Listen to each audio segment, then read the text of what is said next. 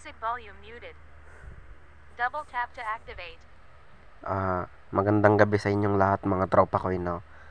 Puri ng Panginoon dahil ito na naman tayo para makapag-upload ng ating video. So ngayon, ibabahagi ko naman sa inyo yung mga naging legacy sa amin ni Lolo nung siya ay nabubuhay pa. So, first legacy. So, yung unang legacy namin mga tropa ko, pag kami aalis ni Lolo, kasama yung buong pamilya namin, mga anak niya, tsaka kaming mga apo niya, bawa, punta kami ng outing. Magbabaon kami ng adobo. Kung hindi adobo, dinuguan mga tropa ko, kasi naging paborito na namin ni Lolo ko yung dinuguan, no? Nagpapaluto kami, pinapaluto namin, si Lola nagluluto.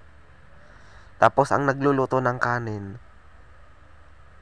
si Lola din. Si Lolo, siya yung mag-aayos ng sasakyan. Si Lolo din yung nagmamaneho. Natatandaan ko, wala pang sakit si Lolo ko noon. Naalala ko, ang legacy talaga naming buong pamilya is magbaon. Imbes na bumili kami, baon na lang. Kasi para sa amin, talagang pamilyar na kami sa pagbabaon ng masarap. Lalo na yung dinuguan, adobo.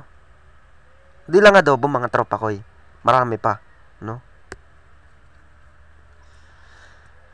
Tapos, pag sa outing naman, may mga chichirya at biskwit naman doon. So, hindi na kami nagbabaon ng chichirya at biskwit. So, alam niyo mga tropa ko, no? Kung meron kayong legacy ng mga lolo nyo nung nabubuhay pa sila, alalahanin nyo. So, pangalawang legacy namin. So, pangalawa mga tropa ko, ngayong may sakit, nung may sakit na si Lolo ko, nung nabubuhay pa siya, kami naman ang sumasama sa kanya. Isasama namin siya kapag kami may lakad. Tapos, pag kami aalis, ayos na lahat. Ayos na yung damit, ayos na yung sapatos, tsinelas. Kasi mga tropa ko, ako, nakasanayan ko talaga pag aalis, magpantalon, no? Hindi ako katulad nila mama ko. Yung mga kamag-anak namin pag aalis, mga nakashort. Ang pangit mga tropa ko, mas maganda pantalon. Kasi, para sa akin, pag nakapantalon ka, tas aalis ka, pogi ka tignan, formado ka tignan, maangas ka tignan. Hindi katulad ng iba, panay short lang. Wala. Ang pangit nyo tignan. Wala kayong kaangasan, no? Mas maganda pag aalis, nakapantalon. Kasi doon ako nasanay. Sando, pag nasa bahay. Short, pag nasa bahay.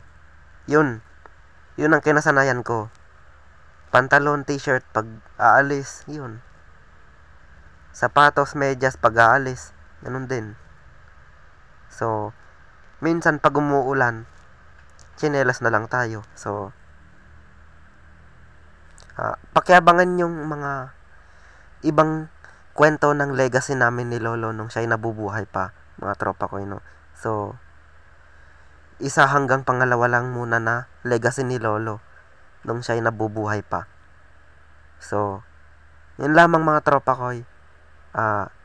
Kung bago ka pa lang, please subscribe to my channel at follow me on my Facebook page. So, yun lamang mga tropa ko.